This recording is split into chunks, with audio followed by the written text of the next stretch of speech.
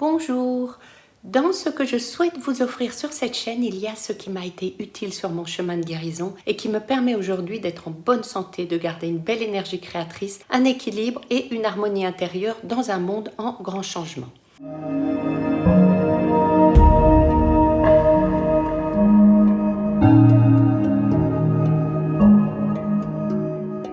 Dans cette vidéo, c'est sous la forme d'une interview que je souhaite vous présenter la sonothérapie. Et en introduction, je voudrais vous citer un oncologue, un professeur américain du nom de Mitchell Gaynor. Dans son livre « Le pouvoir guérisseur du son », voici ce qu'il écrit. Si on accepte que le son est vibration et que nous savons que les vibrations touchent chaque partie de notre être physique, alors nous comprenons que le son est entendu non seulement à travers nos oreilles, mais aussi à travers chaque cellule de notre corps. Le son joue un rôle dans l'équation de guérisseur à plusieurs niveaux. Il crée des altérations dans les fonctions cellulaires à travers des effets énergétiques. Il aide les systèmes biologiques à fonctionner de manière plus homéostatique. Il calme l'esprit et par conséquent le corps. Il a également des effets émotionnels, ce qui influence les neurotransmetteurs et les neuropeptides qui à leur tour vont aider à réguler le système immunitaire, notre guérisseur intérieur. Je ferai des sujets sur le système immunitaire, pourquoi c'est important. Alors, je vous invite à vous intéresser à la sonothérapie pour votre bien-être et pour votre santé. Et naturellement, ça ne remplace pas les traitements médicaux. C'est un accompagnement qui, en plus, participe à redynamiser votre corps, apaiser votre esprit, stimuler naturellement votre système immunitaire et activer votre guérisseur intérieur. Et avant tout vous faire du bien. Je vous propose d'écouter cette présentation de la sonothérapie faite par Lidéric Auclair. Je vous remercie de votre écoute. Faites-moi savoir avec un pouce si cette interview vous a intéressé. Et puis mettez-moi en commentaire, est-ce que vous connaissez, est-ce que vous ne connaissez pas, est-ce que ça vous donne envie d'essayer. Je serai ravie de vous lire. Je vous remercie de votre attention et à très bientôt.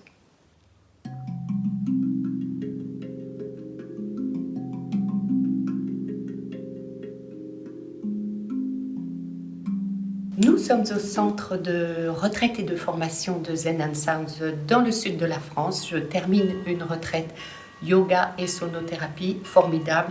C'est la deuxième année, j'ai vraiment aimé, je suis revenue, j'aime toujours autant. Et j'ai pensé que ce serait sympa de partager pour ceux qui ne connaissent pas la sonothérapie. Lidéric, sonothérapeute, voilà, nous sommes dans ton univers ici. Est-ce que tu peux nous en parler un petit peu? Oh oui, parce que cet univers, c'est une véritable passion depuis de nombreuses années. Et puis cet univers, c'est le son, ce sont les vibrations, par le biais de différents instruments.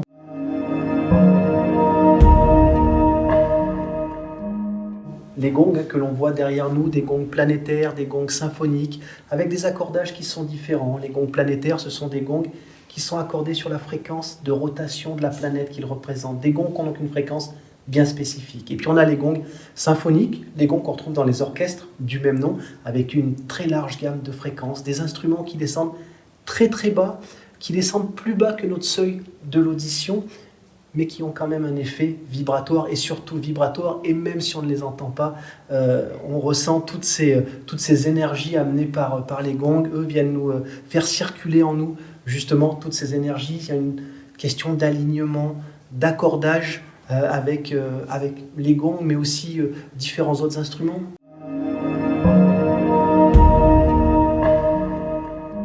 Des bols, notamment. Ça, c'est lors de sessions collectives avec ces instruments-là, mais aussi les sessions individuelles. Tu as testé, souvent même d'ailleurs, le massage sonore avec des bols thérapeutiques, bols un petit peu différents. Des bols dont on parle couramment quand on parle de bols tibétains, de bols chantants. Les bols tibétains, les bols chantants qu'on utilise lors de nos gongbaks, ils ont une vibration plus horizontale, plus méditative. Ceux qu'on vient utiliser en massage sonore, c'est des bols qu'on va poser sur le corps. Et eux, leur conception fait qu'ils ont une vibration très verticale, très pénétrante. C'est pour ça qu'on les pose sur le corps, parce qu'on sait aussi que la vibration elle se transmet beaucoup plus rapidement dans l'élément liquide que dans l'air. On est constitué en grande majorité de cet élément, et ça vient mettre toutes nos cellules en résonance grâce donc au bol thérapeutique, mais aussi au diapason. Alors le bol, de par sa forme, il a un côté plus large, il vient balayer une zone un petit peu plus grande. Le diapason a un côté un petit peu plus invasif. On vient poser la pointe du diapason sur différentes parties du corps. Ça peut être les différents chakras, avec les diapasons chakras.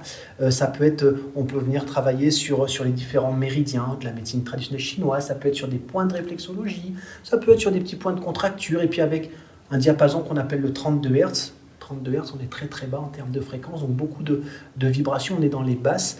Lui, c'est un diapason qu'on vient utiliser notamment pour tout ce qui est circulation. Alors, circulation énergétique, mais circulation sanguine, lymphatique. On vient vraiment travailler sur tous les corps. On vient travailler aussi avec des diapasons sur l'aura. Ça ne sera pas des diapasons qu'on va poser sur le corps, mais qu'on va justement passer sur nos différentes couches énergétiques. Et puis on a les diapasons cérébrales aussi qui amènent notre cerveau à produire différentes ondes cérébrales en fonction de ce que l'on recherche. Si on a besoin, par exemple, de problèmes de sommeil, on va utiliser plus des ondes delta, des ondes θ, qui sont des ondes très très basses que notre cerveau émet justement dans ces phases de sommeil. Et toutes les études démontrent que plus on utilise ces fréquences, plus on va amener de manière mécanique notre cerveau à les produire. Et puis à l'inverse, on peut aussi avoir besoin d'un côté un petit peu plus, par exemple quand on passe un entretien ou qu'on a un examen à passer, on a besoin d'être très focus, très concentré sur certaines choses. À ce moment-là, on va utiliser peut-être plus une onde gamma, qui est une onde qui va nous permettre de garder justement de la structure, de l'énergie et vraiment une concentration. Donc ça, c'est la partie massage sonore qui est individuelle, que l'on fait ici, que tu as vécu pendant les retraites. Une fois pendant la retraite, et autant de fois qu'on veut, à Paris. À Paris, exactement. Paris, ouvert toute l'année, 7 jours sur 7, toute l'année, avec des soins collectifs, avec les gongs et les bols. Les massages sonores, eux aussi, chaque jour, 7 jours sur 7.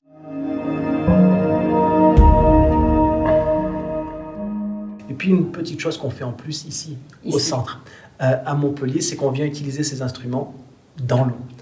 Je disais donc que les vibrations se transmettaient plus rapidement dans le liquide que l'on a à l'intérieur de notre corps, mais c'est également valable dans la piscine ou le jacuzzi qu'on utilise pour faire ces soins-là, où on ressent vraiment toute la puissance en fait, vibratoire de ces instruments. C'est-à-dire qu'un bol qui va être joué dans l'air, comme ceci, on va l'entendre très longtemps au niveau de la résonance, mais la vibration, on va la ressentir, mais moins puissamment que quand on l'a dans l'eau. Quand on a le bol qu'on vient jouer dans l'eau, alors déjà, la sonorité change complètement, puisqu'on a la compression de l'eau qui est différente par rapport à la compression de l'air.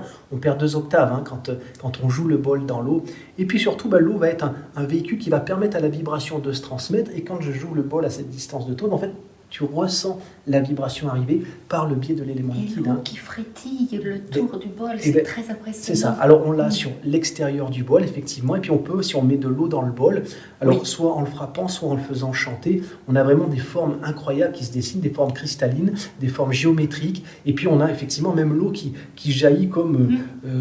c'est ça, c'est vraiment ça. Ça vient pétiller à l'intérieur du bol. C'est ce qui se passe en nous, c'est que on vient faire pétiller toutes les cellules qu'on a à l'intérieur du corps.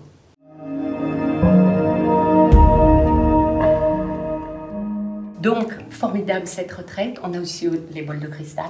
Les instruments en cristal. Voilà, exactement. Alors, le cristal, c'est un petit peu différent. Un son, tu vas le dire, j'imagine, très cristallin, justement, avec effectivement des bols givrés, des bols poignets, il y a des pyramides de cristal, et puis on a une harpe, la harpe de cristal, avec ce côté très féerique, les gongs dont on parlait tout à l'heure, c'est un côté plus masculin, puis yang. Le côté cristal, lui, c'est vraiment ça. C'est ce côté yin, c'est la connexion à la lune aussi, beaucoup, le cristal. Et on l'a fait le jour de la nouvelle lune. Exactement. C'était, voilà.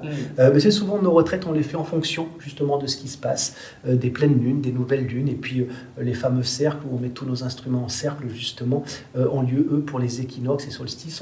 On se tient au courant de ce qui se passe aussi là-haut. Une simple raison, c'est que, je disais tout à l'heure, on a des instruments accordés sur les fréquences des planètes. Donc, on regarde ce qui se passe au niveau d'une planète.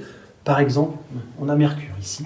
Voilà, Mercure qui souvent... Exactement, Mercure qui souvent, on entend parler de Mercure en rétrograde. Donc, c'est souvent des problèmes de communication, c'est des problèmes d'ancrage.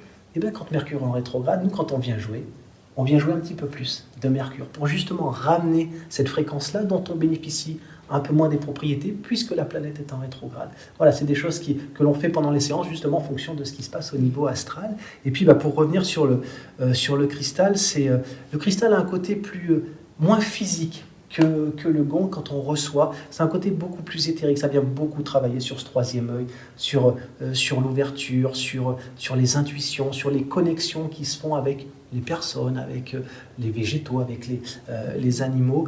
Le cristal, c'est ça, c'est vraiment sur les chakras du haut, le chakra couronne, au niveau de la communication aussi. Et le cristal, ce sont des sessions un petit peu plus courtes, 45 minutes, et on se laisse là aussi bercés par le son, les vibrations du cristal, que l'on vient jouer soit en venant frapper des bols, soit en les faisant chanter comme on fait chanter un bol métallique. Et la différence, c'est qu'un bol métallique, quand on vient le faire chanter, quand on arrête, il garde sa fréquence et puis descend progressivement.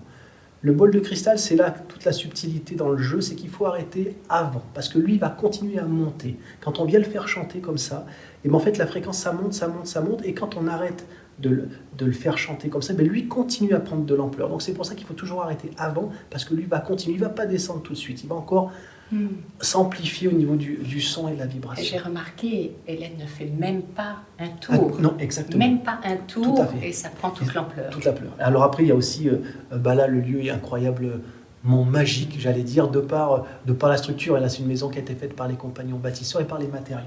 La résonance n'est pas la même en fonction des lieux où on va jouer. Même si c'est le même instrument, la résonance n'est pas la même parce que voilà, il y a des matériaux qui vont venir absorber les sons, les vibrations, il y en a d'autres qui vont les restituer, il y en a qui vont les amplifier. C'est ce qui se passe ici avec le bois. On le voit, nous, la différence quand on joue à Paris ou quand on vient jouer ici, la résonance des mêmes instruments n'est pas la même. Ça change à chaque fois aussi. C'est ce qui est intéressant, c'est qu'en fait, c'est vraiment, il y a une connexion qui se fait avec ces instruments et c'est à chaque fois différent. On compose en fonction de ce qu'eux veulent bien nous donner. Il y a des fois, ils sont plus dans les aigus, il y a des fois, ils sont plus dans les basses. Et c'est bien parce que ça nous amène plein d'humilité par rapport à ça. On fait en fonction de ce qu'eux veulent donner, c'est pas l'inverse.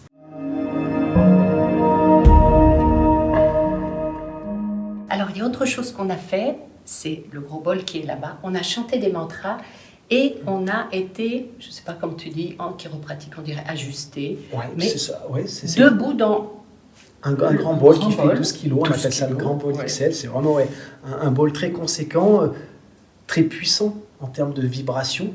Beaucoup de basses sur cet instrument. Petit rappel, plus l'instrument est gros, plus il y a des basses, plus il est petit, plus il y a d'aigus. Et ça, c'est valable pour tous les instruments de la Terre. C'est donc valable pour les bols, c'est également valable pour les gongs. Et ce grand bol XL dans lequel on vient effectivement rentrer à l'intérieur, et nous on vient mettre quelques frappes sur le bol, et là vous ressentez toutes les vibrations. C'est une douche vibratoire à l'envers, c'est-à-dire que ça ne descend pas, mais là les vibrations remontent le long du corps. Comme il y a beaucoup de basses, c'est un bol qui est très intéressant pour l'ancrage. Il nous amène beaucoup d'ancrage, cet instrument-là. Intéressant aussi parce que quand toutes les vibrations remontent, pour tout ce qui est problème de discopathie, problème au niveau des genoux également. Et puis pour nous, c'est aussi un élément qui nous permet de scanner un petit peu. Quand on vient mettre une frappe sur le bol, on sent justement les vibrations qui montent et on ressent ou on voit. Selon chaque sonothérapeute a ses affinités, ses ressentis. Alors moi je vais parler des miennes, je ne peux pas parler de celles des autres. Moi c'est vraiment, je ressens en fait la vibration. Et quand je mets une frappe sur le grand bol, je sens les vibrations monter. Et puis par exemple s'arrêter au niveau du deuxième chakra. C'est qu'il y a un premier blocage qui est là. La deuxième frappe sur le grand bol, souvent, mais ce n'est pas une obligation non plus, ça va remonter un petit peu plus haut. Et puis dans l'idéal, c'est que la troisième frappe que l'on va mettre, et en fait, les vibrations, elles vont partir des pieds et elles vont remonter jusqu'au chakra couronne et même aller beaucoup plus loin. À ce moment-là, ça veut dire que justement, on a délié les nœuds, les petits blocages énergétiques que l'on peut avoir. Ça, c'est dans l'idéal, parce qu'il y a des fois, il y a des nœuds qui sont structurels, qui sont là depuis longtemps et qui sont un petit peu plus compliqués à faire partir. Et c'est là, après, que le massage sonore va venir travailler un peu plus en spécificité sur ces endroits-là où il y a ces petits blocages. En tout cas, j'ai remarqué effectivement que ce n'est pas la même sensation au fur et à mesure des frappes et ce n'est même pas le même son. Alors, j'ai remarqué que tu fais 3 points cardinaux différents. Oui, tout à fait. Mais le son est différent. Le son est différent parce qu'en fait, ce qui se passe, c'est que le corps vient se nourrir sur la première frappe, déjà des premières vibrations. Et puis voilà, après, comme ça va monter, dans l'idéal, comme je disais tout à l'heure, un petit peu plus haut, ça va changer la résonance. Et puis quand en fait, un son, quand il est sur une zone comme celle-ci, forcément, il n'a pas la même résonance que sur une zone qui est beaucoup plus grande. Ça se diffuse plus, donc la tonalité est différente. Et puis, ça change sur les 3 frappes sur une même personne, et puis ça change aussi quand on fait passer plusieurs personnes dans ce bol, ce qu'on fait, que tu as vu sur les retraites. L'intérêt aussi, il a un côté très unifiant. On garde, c'est un bol qui résonne pendant plus de 5 minutes. C'est-à-dire que vibratoirement, on l'entend, ce bol-là, on l'entend pendant environ 2 minutes, 2 minutes 30. mais vibratoirement, c'est un bol qui va jusqu'à quasiment 5 minutes. Donc, on ne l'entend plus, mais lui continue à être en résonance. Moi, je l'entendais parce que quand tu es venu me chercher pour me dire que c'était mon tour, je ne m'attendais pas du tout parce que je l'entendais encore chanter. Exactement. En fait, il continue à vibrer et c'est ce qu'on fait, notamment sur ces retraites-là, c'est de venir unifier le groupe et on se met tous sur la même vibration. Tu l'as peut-être pas vu parce que tu étais revenu sur ton zafou après, mais moi, quand je suis passé aussi après vous toutes, je suis aussi rentré dans le bol et je me le suis fait aussi pour qu'en fait tout le groupe soit sur ces vibrations-là. Et c'est intéressant de tous vibrer sur cette même résonance-là. Je t'ai regardé et je me suis même dit, tiens, c'est sympa, on peut se le faire soi-même. Ouais. Poum. Exactement, tout à fait. Parce que, je le disais tout à l'heure, hein, c'est une véritable passion et on aime ça. On aime ça. Alors, on le fait, on le donne aux autres, mais quand c'est les autres sonothérapeutes qui jouent, nous aussi, on vient s'allonger parce qu'on vient recevoir. Des fois, on nous dit, mais qu'est-ce qui se passe, vous, quand vous jouez? Et j'explique souvent ça, c'est très différent. Quand on joue, on n'est pas dans l'intention de recevoir. C'est l'inverse. On est vraiment dans l'intention de donner aux personnes qui sont allongées. Mais des fois, on a envie de recevoir. Et c'est pour ça que quand les copains y jouent, nous aussi, on vient s'allonger pour pouvoir recevoir et vraiment lâcher. Ça nous fait exactement les mêmes effets que vous. Alors, quand on joue, effectivement, on a cette force vibratoire. On reçoit cette force vibratoire de ces différents instruments. Mais une fois de plus, l'intention est sur le fait de donner et non pas de recevoir. Ce qui fait qu'on ne part pas dans une onde delta, par exemple, comme vous partez quand vous êtes allongé. Vous avez juste à recevoir.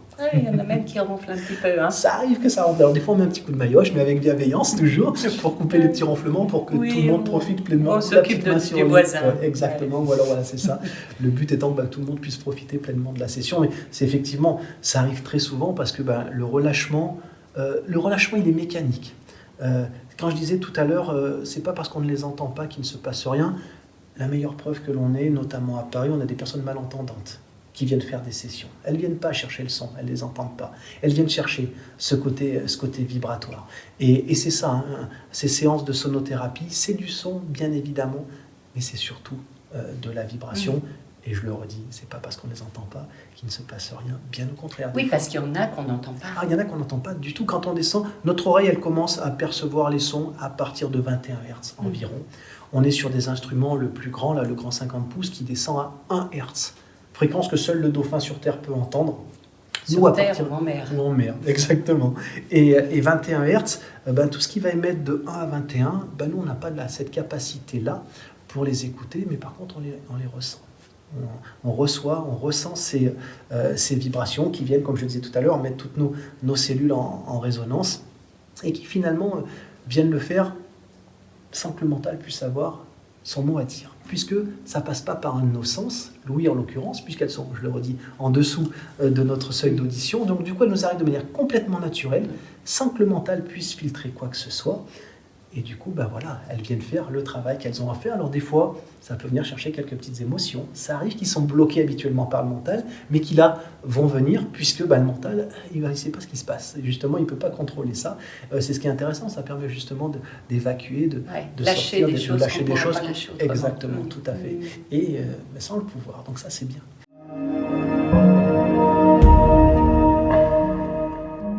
Alors, je vais faire le lien avec ce que tu disais tout à l'heure, d'être receveur de temps en temps quand c'est les copains qui travaillent. Oui.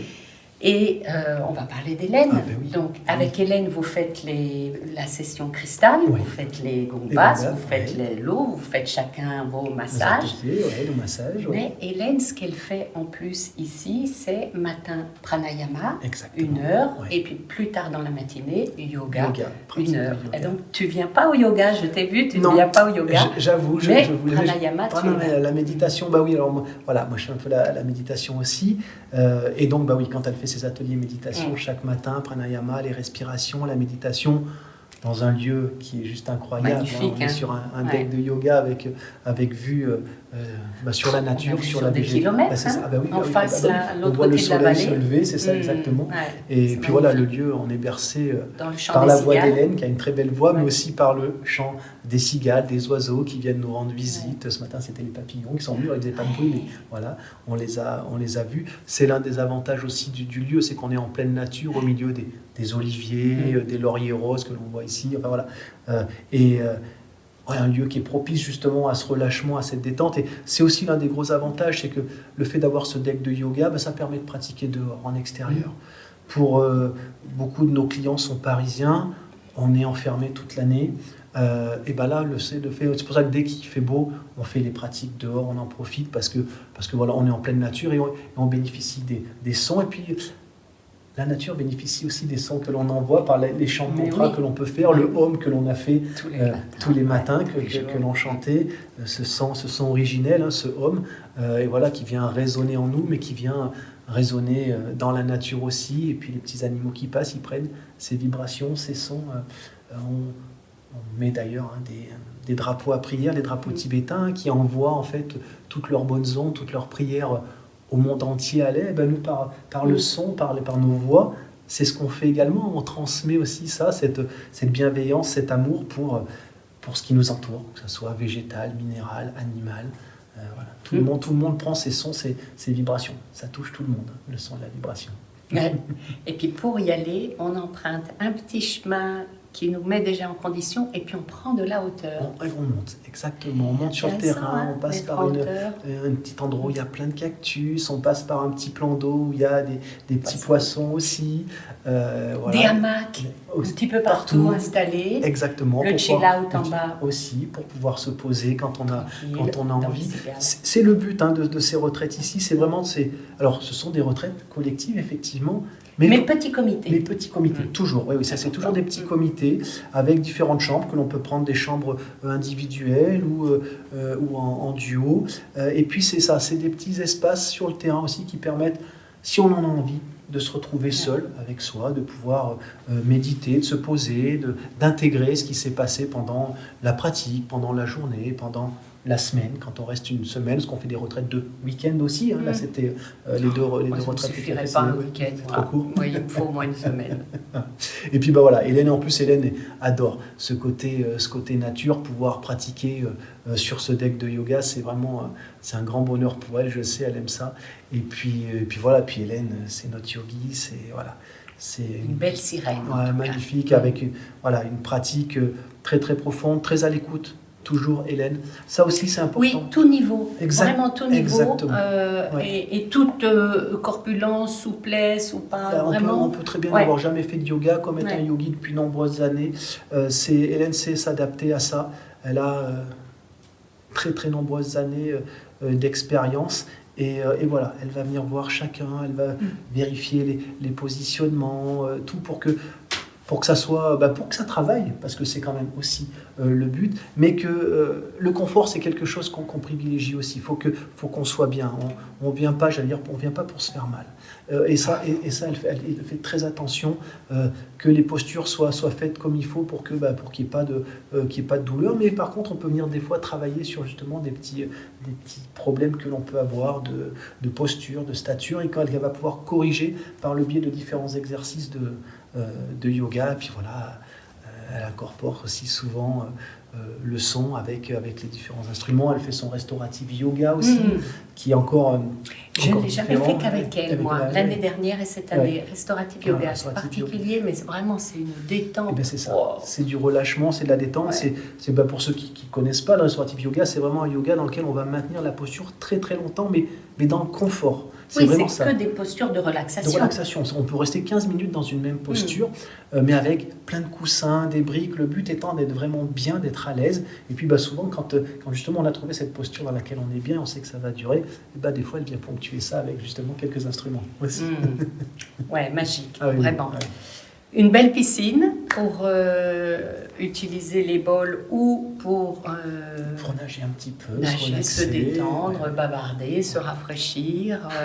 Et une bonne cuisine, dis donc, gastronomique, je sais végétarien, vegan, on est à l'écoute là aussi, des personnes qui viennent, parce qu'il peut y avoir des allergies, des petites intolérances. Très gentiment on pose la question systématiquement avant chaque retraite pour pouvoir coller au plus juste, et puis avec des produits qui viennent de notre permaculture, quand la permaculture donne aussi. Et puis on essaye effectivement d'avoir une cuisine équilibrée avec beaucoup de légumes, puisque comme tu viens de le dire, cuisine végétarienne. très équilibré. Et puis voilà, en fonction de la saisonnalité, avec les produits de saison aussi, ça c'est important. Et puis ça fait partie aussi d'une retraite, hein, le fait de manger, c'est l'échange aussi à table entre les différents oui, c'est des moments de participants. partage vraiment sympas. Hein. Ouais, c'est des moments de partage vraiment très sympas. Ah oui, c'est vrai. Vous savez, cette table, elle est là, elle est dehors aussi, hein, puisque voilà, on profite, là c'est l'été, on mange aussi dehors, alors c'est ombragé, c'est abrité, mais voilà, on profite aussi, on reste dans cette énergie de nature, et puis on est dans le sud, donc ouais, du soleil quand même, hein, beaucoup de soleil. Magnifique le temps, vraiment, ça fait du bien parce que c'était pas partout comme ça. J'arrivais de Bretagne, moi, cette année. Bon. Et puis une belle cheminée, un bel espace intérieur. Aussi. Parce que vous avez des retraites plus courtes. Moi, je parle de celles que je connais, mais vous faites des week-ends, vous faites un petit peu toute l'année. Toute l'année, il y a des retraites toute l'année. Alors il y a les retraites et puis il y a les formations qui se font ici. Oui. Et puis ça sera le cas au mois d'octobre. Là, je refais une retraite méditation et sonothérapie. Là, la cheminée va tourner. La cheminée va tourner, et puis c'est une grande cheminée, donc voilà, on se met aussi le soir autour du feu sur les grands canapés. Ça aussi, c'est des moments de pause. Là, l'été, on se vient se poser sur les transats au bord de la piscine ou du jacuzzi si on le souhaite. L'hiver, on vient un petit peu plus se poser sur le canapé, profiter de la chaleur et puis de la beauté d'un feu, parce qu'un feu de cheminée, c'est toujours très très beau. Ça peut être très inspirant aussi. On peut passer des heures. L'eau l'été, le feu l'hiver. Le feu l'hiver, voilà, exactement. C'est pour ça. Cette maison, c'est incroyable parce que elle fonctionne toute l'année. Elle est ouverte toute l'année pour, je le disais, nos formations, nos retraites. Et puis voilà, on peut l'utiliser, quelle que soit la météo. On est au pied des Cévennes. Il y a des fois des petits épisodes Cévenol aussi. On a vu ça l'année dernière. On peut manger à l'intérieur. Il faut le dire. On n'est pas obligé de manger dehors. L'hiver, on mange quand même à l'intérieur aussi. Mais effectivement, on n'est pas obligé de manger dehors. Mais voilà, il y a des fois des belles chutes d'eau aussi. Voilà, ça c'est le sud. Des fois, il fait très chaud. Des fois, il y a de l'eau. Voilà, et donc le lieu permet d'être soit en extérieur, soit à l'intérieur, et puis ça peut très vite changer, donc on a cette adaptabilité-là, cuisine intérieure, cuisine extérieure aussi, c'est pratique aussi pour les cuisinières, parce que c'est vrai que quand il fait beau comme ça, elles sont bien mieux dans la cuisine à l'extérieur. Avec des petits mantras, des musiques. Des petits mantras, musique, effectivement. On a nos petits drapeaux à prière aussi sur le deck de yoga, des petits bouddhas un petit peu partout. Oui, des belles figures, des belles divinités un petit peu partout. Un petit peu partout, ouais. Pour finir, il y a une chose que je voudrais te dire vraiment, et ça, il faut venir ici ou à Paris pour le voir, mais vraiment, quand vous faites les gongs basses, donc il y en a un à l'accueil, et un avant le départ, donc hier soir, cette danse, quand vous passez tous les deux, chacun votre tour, poum, poum, poum, poum, comme ça, que vous faites tout le tour. C'est une chorégraphie. Vraiment, c'est très très beau, donc de temps en temps, moi j'ouvre un œil. J'ouvre un œil et je regarde parce que je sais, je reconnais le moment, et vraiment c'est une danse, vous êtes comme des elfes qui c'est super. Mais, alors on adore en plus, alors je disais tout à l'heure, c'est notre passion, on adore ça, et on adore le partage. Et en fait, quand on joue à deux, c'est aussi ce partage-là. Et je vous vois, vous faites aussi des petits signes. Mais bien sûr, oui, voilà. Drôle, parce que le but étant vraiment qu'on fasse les mêmes gestes au même moment. Et puis, il y a des fois, on se passe le relais aussi. Et c'est un jeu et on y prend vraiment beaucoup de plaisir. Ouais, jouer ce qu'on appelle les quatre mains, parce qu'on joue à deux, on aime beaucoup ça. Parce que c'est aussi un échange, c'est un côté très ludique quand on le fait. Et puis c'est ces deux énergies qui sont mises en commun pour jouer de ces instruments, pour que vous, sur vos matelas, vous receviez tout ça pleinement. Alors, il y a un truc que vous n'avez pas encore essayé, que moi j'ai essayé ailleurs, à Bali, c'est sur des matelas d'eau. Tu m'en avais parlé, exactement. Parce que là, ça passe au travers de l'eau. Alors, ce serait peut-être compliqué, mais c'est très particulier, c'est vraiment intéressant. Tu m'as donné envie. Le matelas d'eau. Oui, je t'ai donné envie, mais ça fait déjà quelques mois. Oui. J'ai pas essayé ça. Bon, faut que je retourne à Bali, en fait, c'est ça. Tu vois ? Ok. Comment s'appelle cet instrument dont je Alors, cet instrument, c'est un Zag Drum. Zag Drum, c'est mon préféré dans ta petite musique, qui malheureusement annonce la fin en général quand tu joues. Et oui, on vient clôturer nos sessions, effectivement, par différents instruments de musique. On disait tout à l'heure que les gongs, les bols amènent beaucoup d'ancrage, et c'est important. On disait qu'on vient travailler sur toute la colonne de chakras. et pas que les chakras qui sont en lien avec l'ancrage. On vient aussi travailler sur les chakras du haut pour amener aussi un petit peu de légèreté, et rien de mieux que des instruments de musique pour terminer les sessions. Et surtout celui-là. La harpe, c'est très joli. La harpe aussi, ouais. Celui-là. Hop, allez, on va. Tu me S'il te plaît, merci.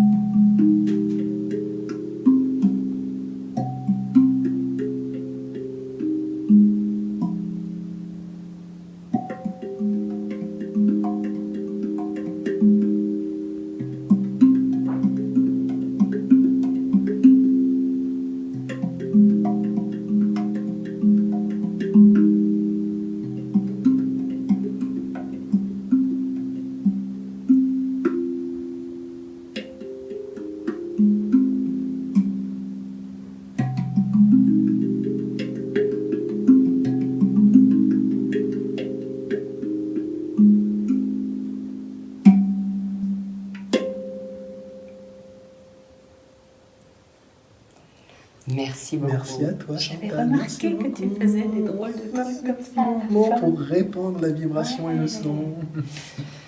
Bon, ben nous on se revoit en septembre pour le circle, parce que je vais faire ça j'aime beaucoup. Et puis tu m'as dit maintenant je peux espacer mes massages sonores parce que tout est tellement nickel. Tout va bien, tout vibre très très bien, donc effectivement. Ça fait plusieurs années maintenant déjà, je pense que ça fait au moins 3 ans. Hein. Oui, je pense, oui, bien, oui, puis avec une régularité qui est importante, et on en voit les bénéfices. Ouais, merci. Et merci puis tous les amis que j'ai amenés vraiment ont adoré, donc ça on peut le dire. C'est un côté universel. Et reviennent. Donc, on ne prend pas de risque à essayer. De toute façon. si ce n'est que de revenir, parce que de devenir accro à la sonothérapie, c'est le seul risque.